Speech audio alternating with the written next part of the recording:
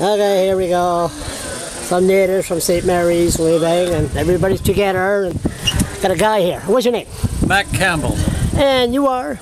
I'm a retired United Church minister. I live on the shores of Lake George at the moment, but for 11 years I was the United Church minister in Marysville and Peniac.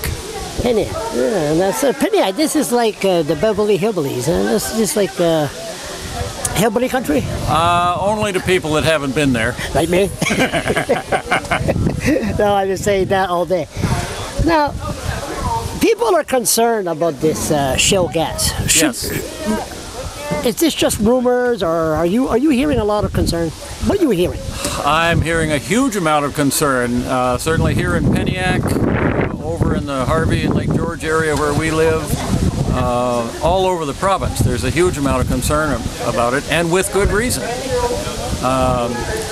The exploration companies, particularly Southwest Resources, SWN Resources, have come in with this big push.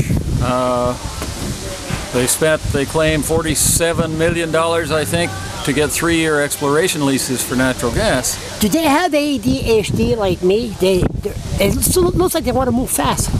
They want to move very fast. I think they wanted to move ideally before anybody noticed what they were doing. Yeah. And fortunately, people did take notice, and so groups like this have started up, done some research, and what we're finding out is that this is a process with a lot of unknowns in it, with a lot of dangers in it. The science and the technology is not as rock solid as they would have us believe, and the risks don't begin to be balanced by the so-called advantages. You can't replace water, right? You can't replace water, no. That's the bottom line. That's exactly right. I mean, the new provincial regulations say that there's a deposit made by the exploration companies against, sort of a bond against damage to the wells. So they drill a hole, something goes wrong, methane shows up in private wells that have been given clean water for 30 years, and they say, oh, gee, I'm sorry, here's a $10,000 check, and we are out of here. Out of here fast, too. You can't drink $10,000. And you could give every New Brunswicker $1 billion if you don't have water. You got nothing. It's not worth it. It's absolutely not worth it. On top of which, I mean, the water is obviously the primary concern, but there's a huge amount of environmental degradation just to set up the operation.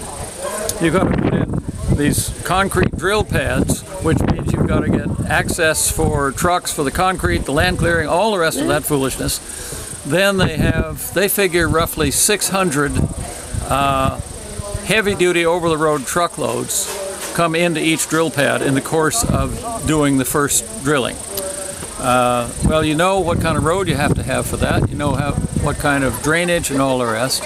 Then there's the water. Where are they going to get it? What are they going to do with it after it comes back out of the well completely polluted? There's too many unanswered questions. Very well said. We'll leave it at that. Thanks a lot. Not a problem.